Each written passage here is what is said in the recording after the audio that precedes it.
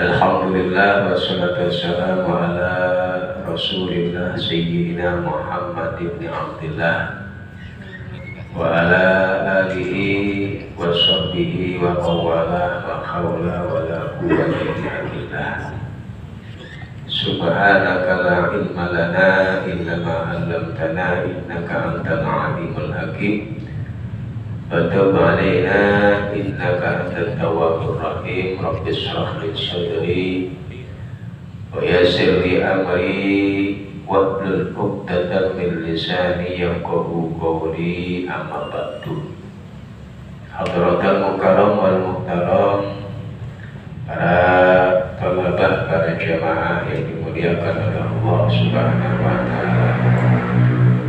Alhamdulillah, puji syukur tentunya marilah selalu kita aturkan kepada Allah Subhanahu wa taala atas nikmat anugerah, kenikmatan yang telah diberikan kepada kita semua, baik nikmat iman, nikmat Islam, nikmat sehat wal afiat, dan juga alhamdulillah kita masih diberikan nikmat kesempatan oleh Allah Subhanahu wa taala, yang mana alhamdulillah pada malam hari ini kita bisa berkumpul kembali, tentunya dalam rangka melaksanakan kegiatan kita thalabul ilmi, menuntut ilmu. Mudah-mudahan dari apa yang kita laksanakan ini mendapatkan keberkahan dan juga keridhaan dari Allah Subhanahu wa taala. Salawat teriring salam tentunya marilah selalu kita aturkan kepada suri tauladan kita, yakni Nabi kita Nabi besar Muhammad sallallahu alaihi wasallam beserta para keluarga beliau, para sahabat-sahabat beliau, dan mudah-mudahan kita semua termasuk orang-orang yang kelak mendapatkan syafaatnya di yaumil qiyamah. Hadirin jamaah yang dimuliakan oleh Allah Subhanahu wa taala. Tujuan inti kehidupan kita di dunia ini, penciptaan kita di dunia ini tidak lain tidak bukan kecuali hanya untuk beribadah. Beribadah kepada Allah Subhanahu wa taala, tentunya dengan ibadah yang diajarkan oleh baginda kita Nabi besar Muhammad sallallahu alaihi wasallam. Itu semua tentunya perlu tuntunan, perlu bimbingan dari para ulama-ulama kita yang mereka betul-betul bisa memahami istidlal, istinbat, baik melalui Al-Quran dan juga hadis Nabi Muhammad sallallahu alaihi wasallam. Di antaranya tentang masalah praktikal di dalam ibadah sholat. Nah, kita masih membahas tentang berkaitan dengan sholat. Nah, di sini dikatakan law rafa'a ra'sahu minas sajdatil ula. Apabila seorang makmum dia mengangkat kepalanya dari sujud pertama, qabla imamihi, sebelum imamnya bangun. Imamnya belum bangun dari sujud pertama, dia sudah kadang bangun angkat kepala untuk melaksanakan duduk di antara dua sujud. Dan annahu rafa'a, posisi makmum dia menyangka di dalam dirinya bahwa imamnya ini sudah mengangkat kepalanya, dalam artian sudah berdiri dari sujud yang pertama. Wa ata bisaniyati, kemudian makmum tersebut melanjutkan lagi untuk melakukan sujud yang kedua, dan annal imam pihak, dan dia menyangka bahwa imamnya itu sudah pada posisi sujud yang kedua. Summa bana annahu fil ula, kemudian ternyata imamnya ini masih dalam posisi sujud yang pertama. Jawabnya law rafa'a lam yuhsab lahu julusuhu, maka duduknya dia wala sajdatuhu as-saniyah, dan juga sujudnya dia yang kedua itu tidak diangkat. Jadi gambarannya begini, imam sujud, kita sujud, kita bangun dalam rangka duduk di antara dua sujud, menyangka imam udah bangun. Terus kita menyangka lagi bahwa imam posisinya sudah sujud yang kedua, kita sujud lagi. Ternyata faktanya si imam masih dalam posisi sujud yang pertama, dia si makmum sudah dalam posisi sujud yang kedua. Maka duduk di antara dua sujudnya imam makmum dan sujud yang keduanya dia itu tidak diangkat. Ini biasanya makmum-makmum yang di belakang atau sudah mendengar suara imam dari takbir intiqalnya, dia menyangka imamnya sudah sujud yang kedua, akhirnya dia melaksanakan sujud yang kedua, ternyata imamnya masih dalam posisi sujud yang pertama. Atau biasanya makmum ibu-ibu tuh, kalau imamnya ini suaranya agak keras, bangunnya lama atau bagaimana, nah ini maka duduk di antara dua sujud yang makmum dan sujud yang keduanya itu lam yuhsab wa yutabi'ul imam, dan wajib bagi makmum untuk mengikuti dari imamnya. Ai wa illam ya'lam bidzalika illa wal imam qaimun aw jalisun ata bi raqatin ba'da salamil imam. Maksudnya apabila si makmum tidak mengetahui tentang gerakan-gerakan si imam di dalam sujud pertama, duduk di antara dua sujud dan sujud yang kedua, illa wal imam, sedangkan posisi imam sudah dalam keadaan berdiri, berarti menambahkan rakaatnya imam, atau posisinya imam sudah dalam keadaan duduk dalam rangka tahiyat, maka wajib bagi makmum setelah imam salam untuk menambahkan satu rakaat. Wajib bagi makmum setelah imam salam menambahkan satu rakaat. Dia nggak tahu pergerakan dari si imam dalam rangka sujud pertama, duduk di antara dua sujud, sujud kedua dia sadar imam sudah berdiri, atau dalam rakaat tahiyat awal atau tahiyat akhir, maka wajib bagi si makmum untuk menambahkan satu rakaat lagi setelah imam salam. Wajib bagi dia untuk mengikuti imamnya langsung berdiri. Nah itu ya, kalau terjadi kasus seperti itu. Wa kharaja bi qauli wa talabbasa bi fatin.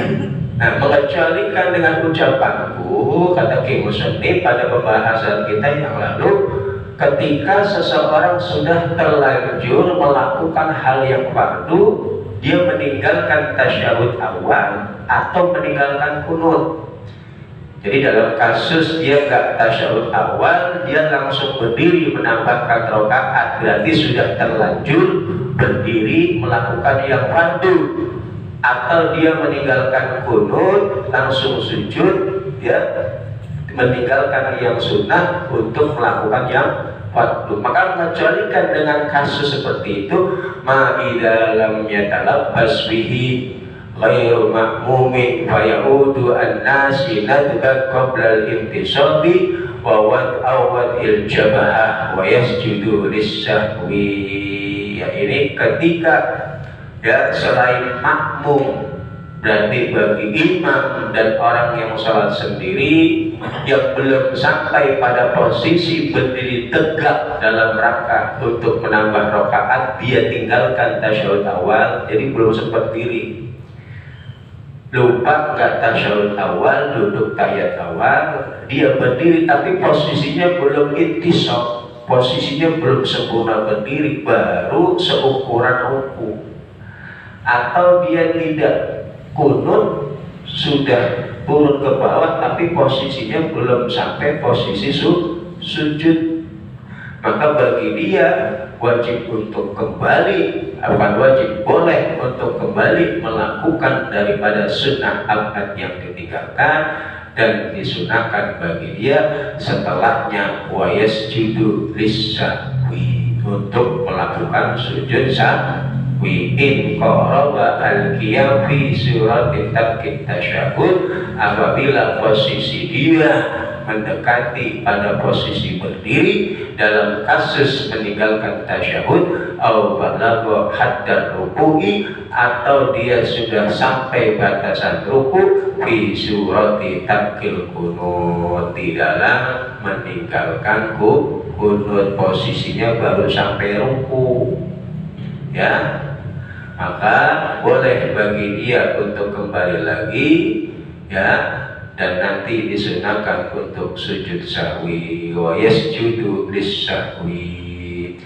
Walau ta'ammada ghairu ma'mumin tarkahu ba'da aliman amidan batalat sholatuhu.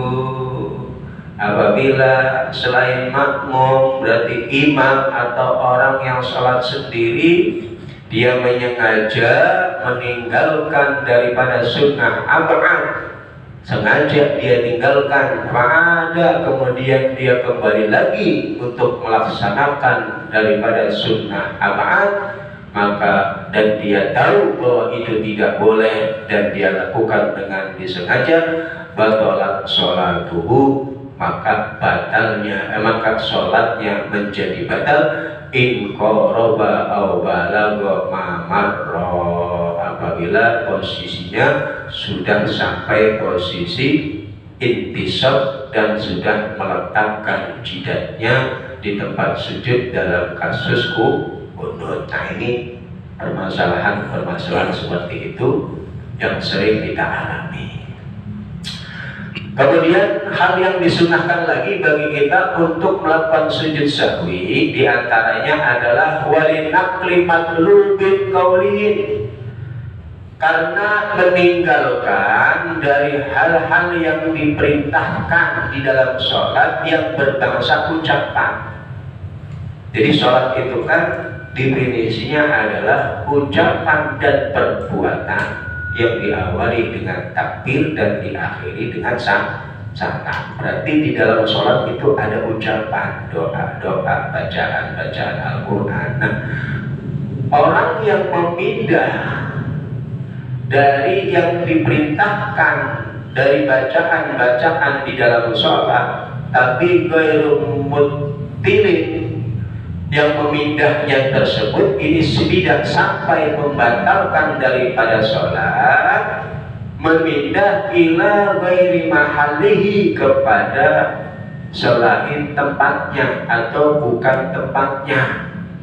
Walau sahwan, walau perpindahan tersebut dilakukan dengan keadaan lupa. Contohnya ruknan kana, baik itu berupa rukun, contohnya kal fatihati, seperti halnya dia memindah bacaan fatihah. Fatihah itu letaknya dibaca ketika berdiri, maka ketika dipindah bacaan fatihah dalam keadaan ruku atau i'tidah atau sujud, maka sunnah bagi kita untuk melakukan sujud sahwi.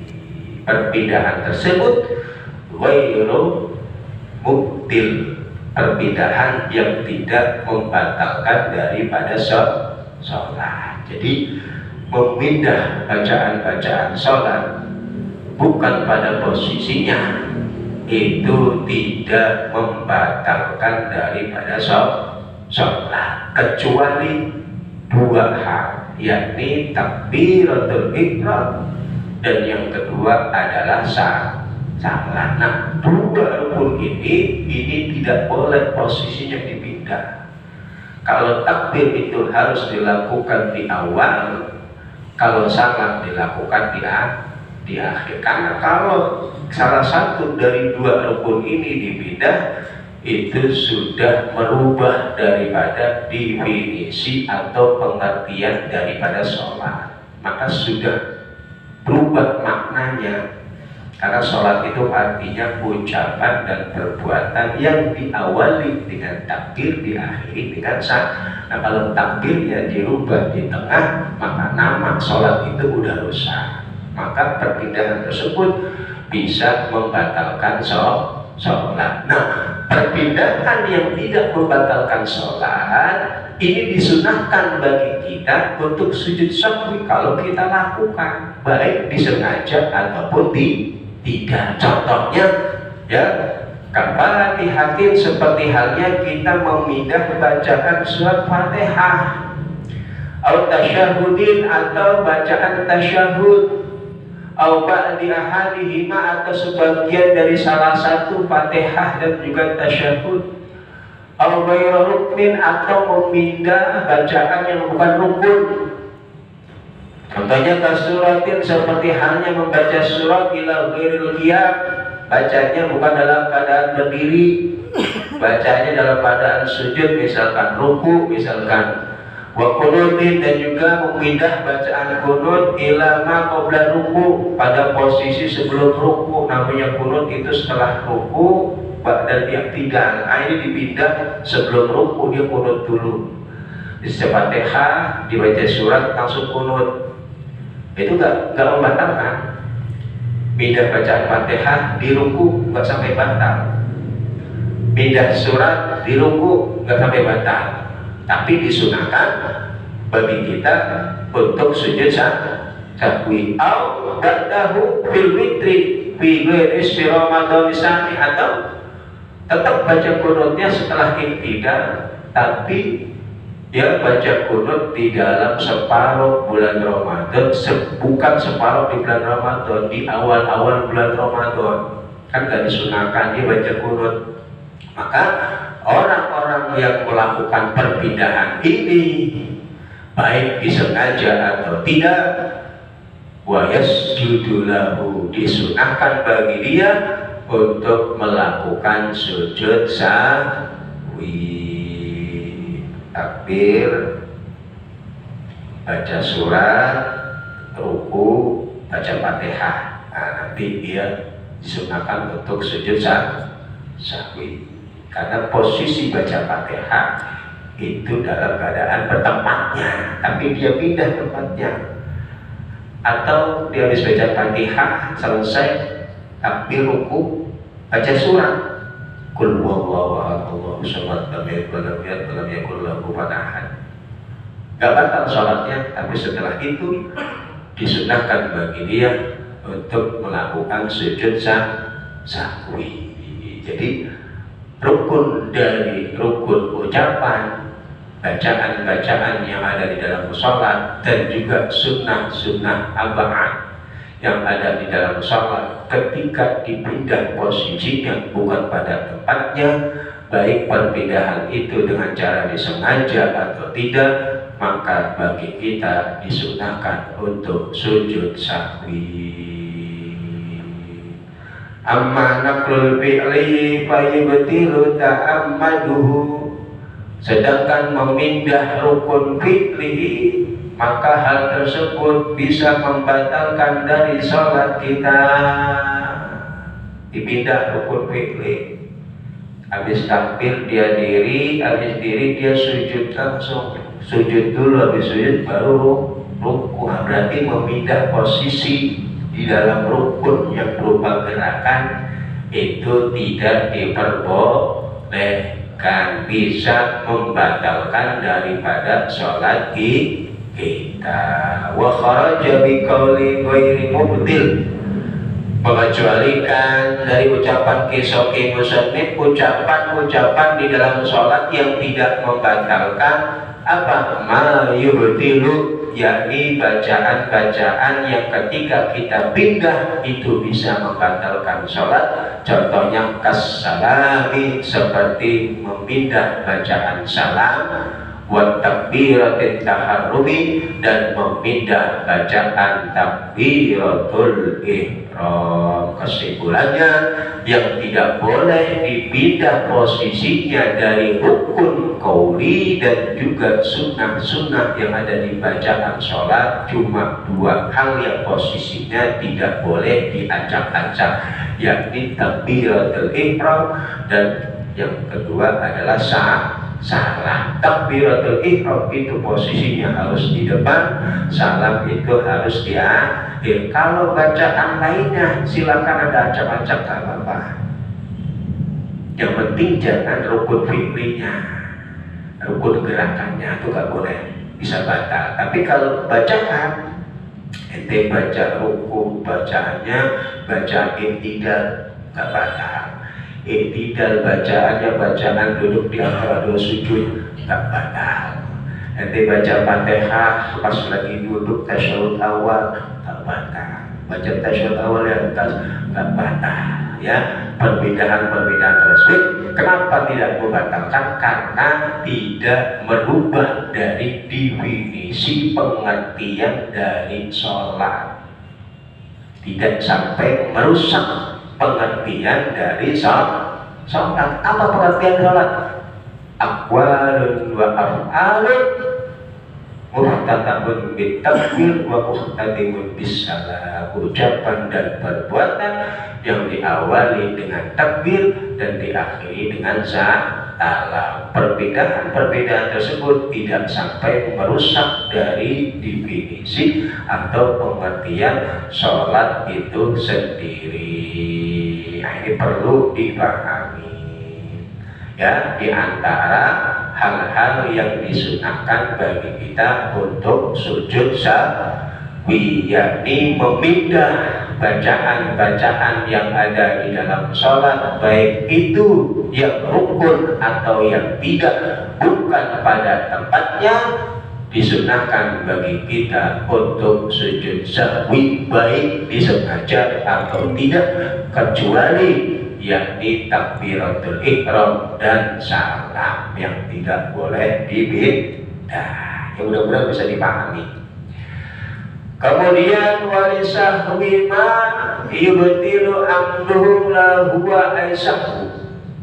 Dan di antara yang disunahkan lagi bagi kita untuk melakukan sujud sahwi adalah karena lupanya kita melakukan sesuatu yang disengajanya bisa membatalkan sholat. Kalau lupa tidak sampai batal, tapi kalau disengaja bisa membatalkan sholat. Pahami ya? Lupanya kita melakukan sesuatu yang disengajanya bisa membatalkan sholat, tapi kalau lupa tidak sampai membatalkan sholat. Nah, kalau kita melakukan hal itu dengan tanpa disengaja karena keadaan lupa, sunnah bagi kita untuk melakukan sujud sahwi. Contohnya apa? Kata wili ruknin qasirin, yang pertama seperti halnya memperlama dari rukun yang sifatnya pendek. Iktidal adalah ruknun qasir, rukun yang memang dianjurkan bagi kita dilakukannya itu jangan lama-lama. Maka ketika kita iktidal di dalam sholat dengan durasi yang panjang, dengan disengaja, batal sholatnya. Ukuran panjang selama lama, ukurannya adalah melebihi berdirinya baca Fatihah. Ya, ukurannya berdiri melebihi bacaan Fatihah. Habis baca Fatihah, baca surat, ruku, iktidal. Nah, iktidal ini termasuk rukun yang pendek. Gak boleh kita panjang-panjangin. Nah, ukuran panjangnya semana? Ukurannya jangan melebihi dari bacaan Fatihah, dirinya bacaan Fatihah. Kalau kita sengaja melakukan iktidal melebihi dari bacaan Fatihah, batal sholat kita. Tapi kalau nggak sengaja karena lupa, sunnah bagi kita untuk sujud sahwi. Lupa melakukan hal yang disengajanya bisa membatalkan sholat. Yang pertama, memperpanjang rukun-rukun yang pendek. Contohnya seperti iktidal melebihi ukuran daripada bacaan Fatihah.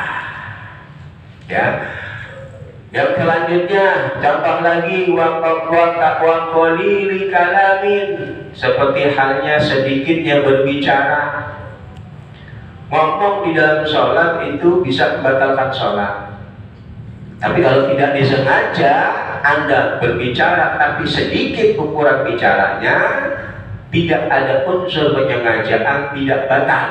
Namun disunahkan setelah itu untuk sujud sahwi, sedikit berbicara, misalkan aduh, kaget, refleks, kan berarti lupa, nggak sadar, kan sampai batal. Tapi kalau sengaja Anda ngomong batal, ada unsur penyengajaan berbicara di dalam sholat. Walaupun sedikit berbicara di dalam sholat dengan sengaja itu bisa membatalkan sholat. Tapi kita bicara sedikit tidak dengan disengaja, lupa, tidak sampai membatalkan sholat, tapi disunahkan setelah itu bagi kita untuk sujud sahwi. Kalau bicara banyak, ngomong banyak, sengaja atau tidak disengaja, batal. Ya, wa aklin, dan contohnya lagi seperti halnya makan yang sedikit, kalkoli aklin, ya, kebetulan ada nempel sisa-sisa makanan di gigi kita, nggak sengaja ketelan, nggak sampai batal, cuma disunahkan bagi kita untuk sujud sahwi. Tapi kalau disengaja, ya, itu makanan yang ada di mulut kita sengaja kita telan, batal. Ya, makan sedikit kalau tidak disengaja tidak membatalkan sholat, tapi disunahkan bagi kita untuk sujud sahwi. Kalau disengaja makan walaupun sedikit bisa membatalkan sholat. Dipahami, direnungi pelan-pelan. Kemudian lagi waziyadati ruknin, menambahkan rukun fi'liyin yang berbangsa rukun fi'li. Ya, menambahkan rukun li'annahu sallallahu alaihi wasallam, karena Nabi Muhammad sallallahu alaihi wasallam salat duhur, beliau melaksanakan salat duhur khamsan, sebanyak 5 rakaat. Wasajadah, kemudian Nabi Muhammad sujud lisahwi karena beliau lupa menambahkan dari rakaat sholat dengan tidak disengaja. Berarti kan menambahkan rukun dengan tanpa disengaja, sujud 3 kali misalkan, ya, tanpa ada penyengajaan, tidak membatalkan daripada sholat, tapi disunahkan bagi kita untuk sujud sahwi. Wa qisa bihi ghairuhu, dan kasus-kasus yang lainnya seperti tadi tuh, ya, memperpanjang rukun yang pendek, makan sedikit, berbicara sedikit, itu dalilnya dikiaskan dengan permasalahan ini yang pernah dialami Nabi Muhammad sallallahu alaihi wasallam. Wa qisa bihi ghairuhu wa kharaja bima yubtilu amduhu ma yubtilu sahwuhu aidan, mengecualikan dari sesuatu yang disengajanya bisa membatalkan sholat dan lupanya juga bisa membatalkan sholat. Contohnya kakalamin kasirin, seperti berbicara yang banyak, ngomong yang banyak di dalam sholat, disengaja atau tidak, itu bisa membatalkan daripada sholat kita. Makan sepiring lagi sholat, disengaja atau tidak, itu juga bisa membatalkan sholat. Wa ma la yubtilu sahwuhu wa la hamduhu, dan juga dari hal-hal yang tidak membatalkan ketika dia lakukan dalam keadaan lupa, dan juga tidak membatalkan sholat ketika dia lakukan dengan disengaja. Melakukan hal itu juga tidak disunahkan sujud sahwi. Contohnya apa? Kal fi'lil qalili, seperti bergerak yang sedikit, maksudnya tidak melebihi dari 3 kali gerakan. Disengaja nggak batal, lupa nggak batal. Tapi kalau kita melakukan itu nggak disunahkan sujud sahwi. karena disengajanya dan tidak disengajanya tidak sampai membatalkan sholat, seperti halnya bergerak yang tidak melebihi 3 kali gerakan. Karena bergerak melebihi 3 kali gerakan itu bisa membatalkan sholat. Misalkan lagi sholat gatal dia garuk-garuk, gak batal karena baru dihitung sedikit, baru dihitung satu, garuk-garuk lagi 2, garuk-garuk lagi 3, garuk-garuk lagi batal karena sudah melebihi dari 3 kali gerakan. Ukurannya 3 kali gerakan semana. Ukurannya itu antara satu gerakan dengan gerakan yang lainnya ini ya tidak sampai ukuran 1 rakaat daripada rakaat sholat. Jadi yang kita pertama nih, rakaat pertama garuk-garuk hitung 1, rakaat kedua garuk-garuk lagi, itu dihitung 1 lagi, tidak ittisal. Jadi kalau 1 kali rakaat garuk 3 kali batal karena berturut-turutnya di dalam melakukan gerakan di dalam sholat. Kalau tidak berturut-turut tidak sampai membatalkan sholat. Nah, tidak berturut-turut itu ukurannya semana, ukurannya 1 rakaat yang ringan. Ya, rakaat pertama garuk-garuk, rakaat kedua garuk-garuk, itu tidak dihitung berturut-turut, terpisah antara satu gerakan dengan gerakan yang lainnya. Nah, melakukan gerakan sedikit di dalam sholat, baik disengaja atau tidak, itu tidak membatalkan sholat. Dia geser posisi sholat, misalkan jamaah masih renggang, dia geser apa-apa, pindah kakinya. Yang penting jangan sampai 3 kali gerakan di dalam perpindahannya. Ya, makmum misalkan dia datang dulu imam sama makmum satu, kan dia ngambil posisi sebelah kanan, kemudian datang lagi ke makmum yang kedua. Nah, makmum kedua ini ambil posisi sebelah di kiri, maka dari makmum ini setelah itu dia mundur selangkah merapatkan barisan. Yang penting gerakan dia mundur ke belakang ini tidak melebihi dari 3 kali gerakan. Kalau melakukan gerakan tidak melebihi dari 3 kali gerakan, tidak sampai membatalkan sholat dan juga tidak dianjurkan untuk sujud sahwi. Mala yubtilu sahwu wala amduhu, yakni sesuatu yang lupanya tidak membatalkan sholat dan juga sengajanya tidak membatalkan sholat. Contohnya kalbi lil qalili, seperti bergerak yang sedikit. Wal iltifati, dan menoleh. Orang sholat toleh-toleh, itu nggak perlu sujud sahwi karena tidak sampai membatalkan sholat walaupun dilakukan dengan sengaja. Maka fala yasjudu li sahwihi wala li abdihi, maka bagi orang yang sholat tidak disunahkan sujud sahwi, baik dia melakukan itu dalam keadaan lupa, wala li abdihi, dan juga dalam keadaan sengaja. Ya, dari hal-hal yang disunahkan bagi kita untuk sujud sahwi, yaitu tadi selanjutnya apa?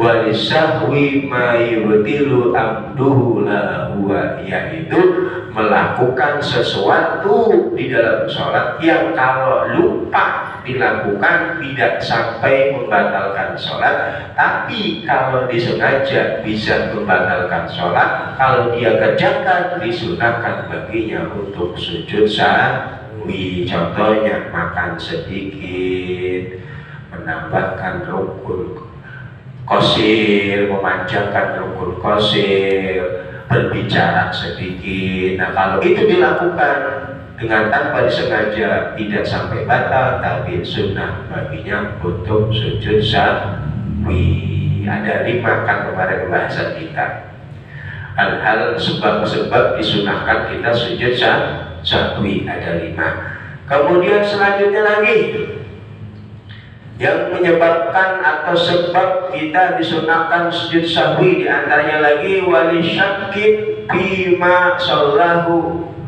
wahtamala ziyadatan li'annahu in kana zaidan fasujudu li ziyadah wa illa fadid taraddud.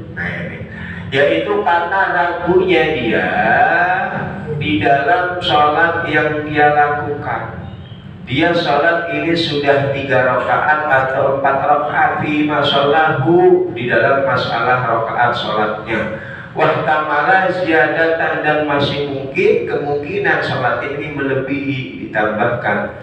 Maka li'annahu in kana zaidatan fasujud li ziyadah. Maka kalau dia menambahkan rakaat, misalkan dia ragu, ini misalkan udah 4 atau 5, ini udah terakhir atau 3 atau 4, dia tambahkan rakaat, maka setelah itu bagi dia untuk sujud ini udah 3 atau 4 ya, maka dianjurkan bagi dia untuk menambahkan rakaat.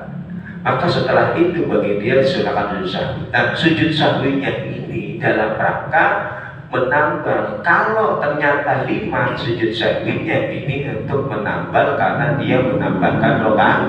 Nah, kalau ternyata faktanya 4, maka dia sujud sahwi itu karena ditarodud, karena ada keraguan-raguan di dalam dirinya, disunahkan untuk sujud sahwi 3 rakaat ya. Maka tambahkan 1 rakaat. Kalau ragu ya 3 atau 4 tambahkan. Kok ternyata 5 ya, maka tambahan tadi disunahkan bagi kita untuk sujud sahwi. Kok ternyata faktanya 4, tetap sunah sujud sahwi karena keraguan-raguan ada tarodud di dalam sholat kita tadi ya. Jadi ketika kita ragu tentang masalah daripada jumlah bilangan rakaat kita ya, tetap disunahkan untuk sujud sahwi. Wa illa falid taruddud al-mujibi lidukfin niyah, yang menetapkan, yang diwajibkan atau yang ditetapkan karena lemahnya niat. Walau syakka asallah salasan amra bi an masalan atak biraqatin. Apabila seseorang ragu apakah dia sholat sudah 3 rakaat atau 4, dia posisinya udah 3 rakaat atau 4, maka jawabnya atak biraqatin, maka tambahkanlah 1 rakaat. Dalilnya li'anal asla ada mubiqliha, karena yang asal secara hukum dia belum melakukan rakaat yang keempat. Jadi kalau kita dalam posisi sholat ragu jumlah rakaat ini udah 3 atau 4, maka saja tambah 1 rakaat lagi, karena menurut hukum asal dia belum 4 rakaat. Ya, diambil yang paling kecil. Maka setelah itu sunnah sujud sahwi. Ragu nih 3 atau 4 ya. Berbeda kalau yakin mah gak usah sahwi, maka tambahkan 1 rakaat lagi ya. Kok faktanya ternyata 5, nah itu ditambah sujud sahwi. Kok faktanya 4, nah itu keraguan-raguannya dia ditambah sama sujud sahwi. Jadi sunnah baginya untuk melakukan sujud sahwi wa sajadah lisahwi, dan disunahkan bagi dia untuk melakukan sujud sahwi bagi orang yang ragu jumlah rakaat sholatnya 3 atau 4. Maka posisi seperti ini wajib bagi kita untuk menambahkan 1 rakaat lagi. Setelah itu disunahkan sujud sahwi. Nah, sujud sahwi ini gunanya buat apa? Nanti kalau ternyata 5 yaitu karena kita menambahkan rukun sunnah sahwi. Kalau ternyata 4 ya karena ada keraguan-raguan lemahnya dia, nah itu sujud sahwinya fungsinya di situ. Wa in jala syakku qabla salamihi bi an tadakkara qabla anna rabi'atun li taradin fi ziyadatiha. Walaupun keraguan-raguannya ini hilang sebelum salam daripada orang yang sholat.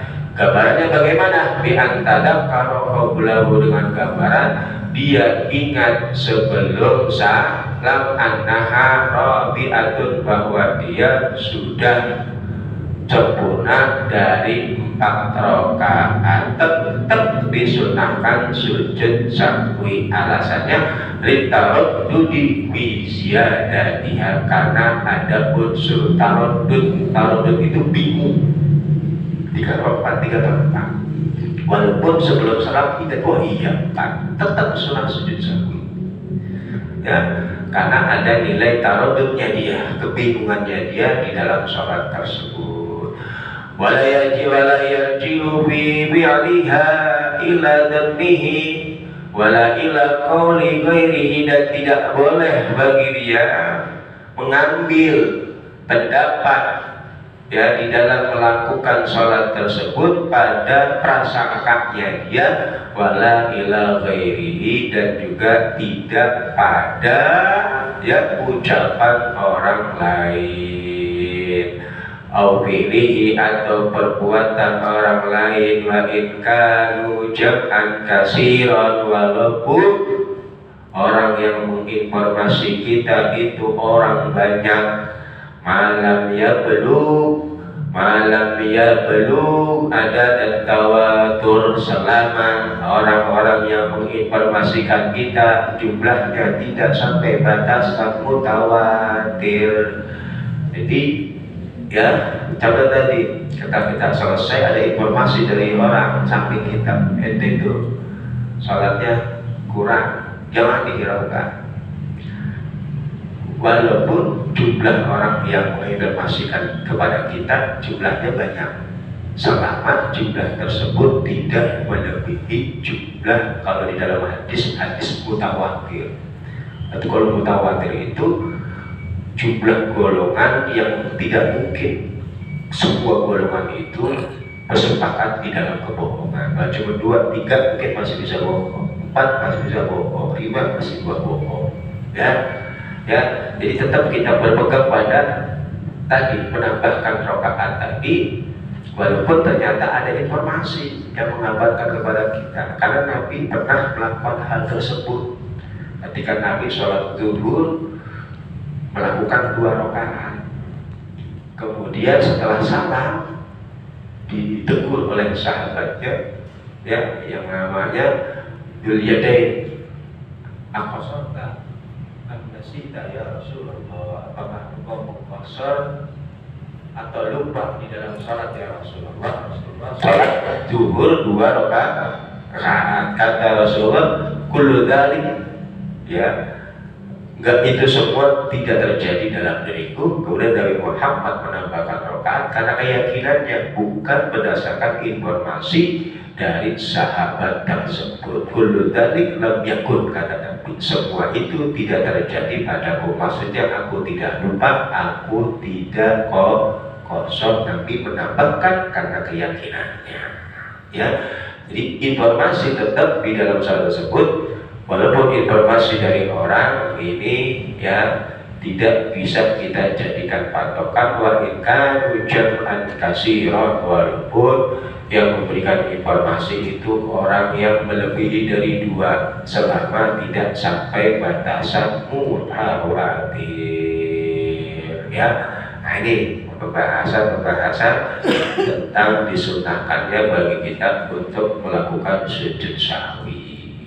Ada 5 sebab yang mudah-mudahan dari hal ini semua bisa kita pahami, sehingga ketika kita nanti di dalam sholat melakukan hal-hal tersebut, kita bisa mengantisipasinya dengan sujud sahwi. Amin ya rabbal alamin. Rabbana fa'na bima 'allamtana rabbi alimna alladhi yanfa'una fakina lana wa qarabatil lana fi dinina wa al-qudri wa dzakara wa bikna bikum liman tadi qawlan wa fi'lan qurama warzuqil kula halalan daima wa akhirlan qawla wa nakhta bil khair wa kullu syarr. Rabbana waslih lana kulla su'ud wa aqina biridika wa waqti ana rabbana kullu قبل أن تأتينا رسل من واغفر واستر أنت أكرم من شتر وصلاة بيت المصطفى من إلى الحق دانا والوفاء بكتاب لا شبه وعلى الآل كرام مصطفى وعلى السب المصب الغر اللهم اهدنا بهداك واجعلنا من سبر ولا تولنا وليا صفا ولا تجعلنا ممن خالف أمرك وانصر حسبنا الله ونعم الوكيل نعم المولى ونعم النصير ولا حول ولا قوة إلا بالله العلي العظيم ربي دعونا اللهم وتحياتهم بالسلام وآخر دعوانا الحمد لله رب العالمين. السلام عليكم warahmatullahi wabarakatuh.